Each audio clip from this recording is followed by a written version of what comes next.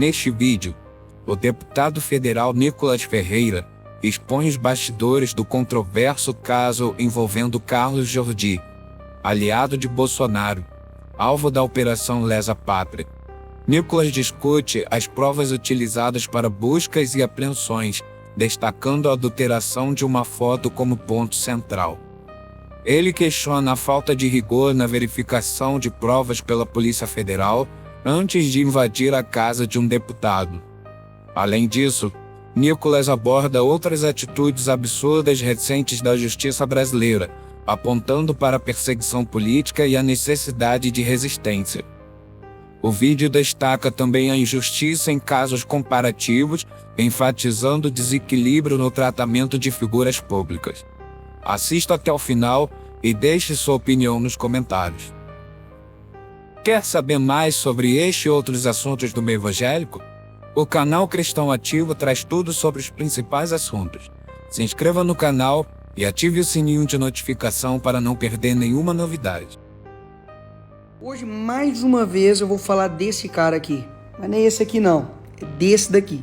Carlos Jordi, que é deputado federal e aliado de Bolsonaro. E que recentemente foi alvo de buscas na Câmara pela Operação Lesa Pátria. Aí você pode perguntar, mas por que a Polícia Federal bateu na casa desse cara aqui?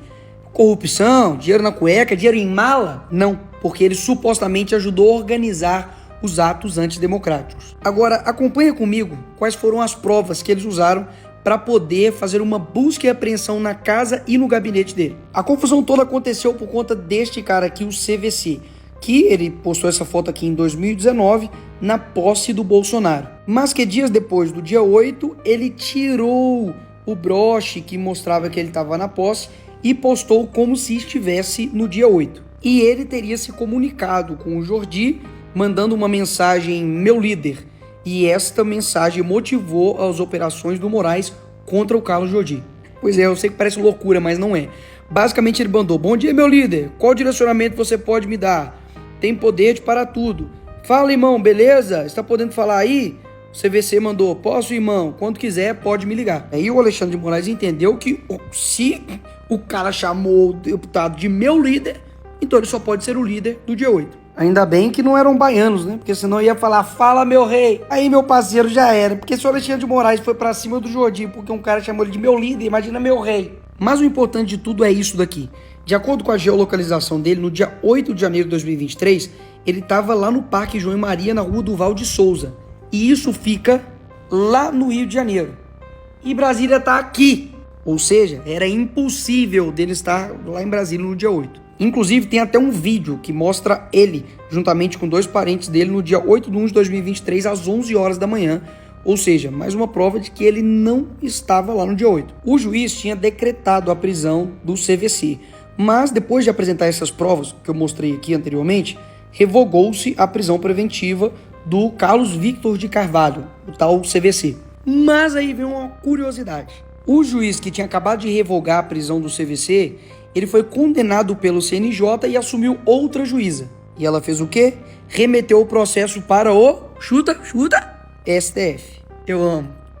Eu amo as coincidências da vida. E daí começou todo o processo de perseguição ao Jordi. Primeiro fizeram busca e apreensão, depois quebrou o sigilo telemático dele, ou seja, tudo aquilo que está no celular dele, pesquisas, tudo no celular, agora a PF Alexandre de Moraes tem acesso. E no seu gabinete também apreendeu o computador e os documentos do gabinete. Ou seja, foi burrice o CVC ter adulterado a sua própria foto para poder posar que estava no dia 8? Foi pra caramba! Mas burrice não é crime. E a Polícia Federal, a mando do STF, simplesmente fez busca e apreensão na casa do deputado líder da oposição na Câmara com uma prova de foto adulterada. Será que eles não verificam as provas antes de botar um fuzil na cara de um deputado? Não tem aí nenhum tipo de perícia antes de invadir a casa de alguém? Que justiça é essa, meu amigo? Essa é a mesma justiça que considera um monarca um criminoso, porque basicamente falou sua opinião, mas que solta, por exemplo, o líder do PCC um dia após ser preso. E a mesma justiça que tem em posse as imagens das agressões ao Moraes, mas que até hoje nunca foram divulgadas. E toda a comprovação já divulgada dos supostos ataques, pasmem, é uma charge Vou repetir. É uma charge. Os caras fizeram uma charge para poder comprovar que o Alexandre de Moraes teria sido agredido. Esse é o Brasil. É a mesma justiça que mantém aí o ex-deputado federal Daniel Silveira preso em Bangu sem poder sair para o semiaberto. Que inclusive perdeu, além do seu mandato, também perdeu os seus direitos políticos e foi condenado pelo STF a 8 anos e 9 meses de prisão por corrupção passiva igual Lula. Não! Por falar mal dos ministros do STF. Eu concordo com o que o Daniel disse, não. Mas você ficar preso por conta de uma opinião durante 8 anos e 9 meses de prisão é sacanagem. Sacanagem não, é perseguição política clara. Quando, por exemplo, a Dilma, bicho, que foi impeachmentada no nosso país, ela foi e saiu do seu cargo, mas não perdeu os seus direitos políticos. E muito menos está presa. E coincidência ou não, Carlos Jordi também é pré-candidato a prefeito de Niterói. Ou seja, o que eles estão fazendo de poucos a poucos, eles estão simplesmente perseguindo e eliminando a direita do espectro político. Enquanto isso, os filhotes aí de Janones, como por exemplo o dono da Choquei, que por postar fake news, ensejou numa morte de uma menina, chamada Jéssica, nunca recebeu busca e apreensão em sua casa. Coincidência, né? Ah, eu sei que é clichê, mas não deixa de ser verdade. A pior ditadura é a do poder judiciário. Contra ela, não há quem recorrer. Rui Barbosa. Qualquer um hoje no Brasil pode ser preso, principalmente se você for honesto. E antes que você me pergunte, e aí, o que vocês vão fazer? Eu já te respondo, eu não sei. Uma coisa eu sei, de que qualquer ação que você tomar contra uma antidemocracia será considerado antidemocrático. Ou seja, nós vamos continuar sendo chamados de extremistas, fascistas, intolerantes, golpistas, terroristas, e isso não vai mudar. Mas a humanidade já enfrentou tirânicos no passado e foram vencidos. E eu tenho certeza que também ocorreu momentos como esse, de simplesmente as pessoas não saberem mais o que fazer. Mas não há mal que dure para sempre. E um dia eu acredito que esse mal chega ao fim.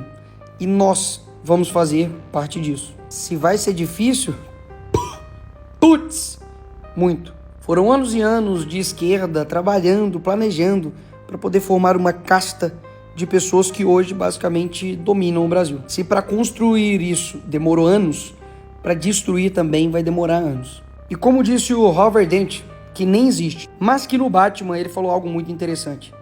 As coisas estão piores do que nunca. Sim, elas estão. Mas a noite fica mais escura pouco antes do amanhecer. E eu prometo a vocês, o amanhecer está chegando. E eu não vou prometer que o amanhecer está chegando não, mas uma coisa eu tenho certeza, é que as coisas estão bem escuras. Que o amanhecer chegue logo.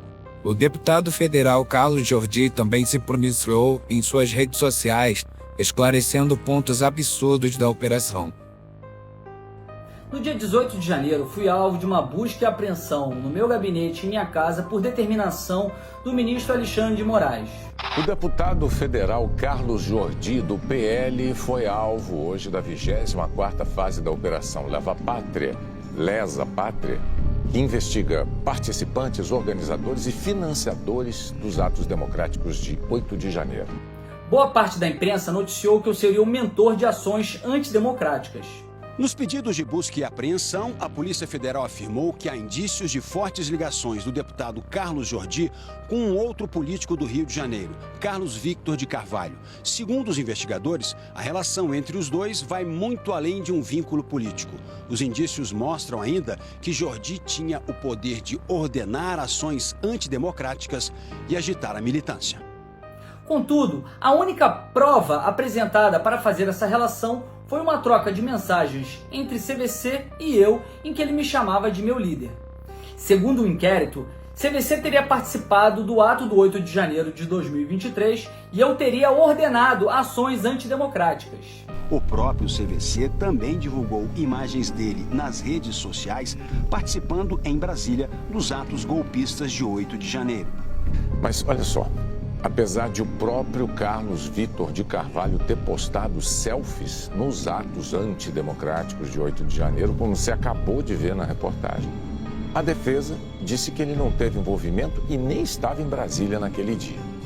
A busca e apreensão teve como fundamento a troca de mensagens e fotos que ele teria postado comprovando que ele participou do 8 de janeiro de 2023.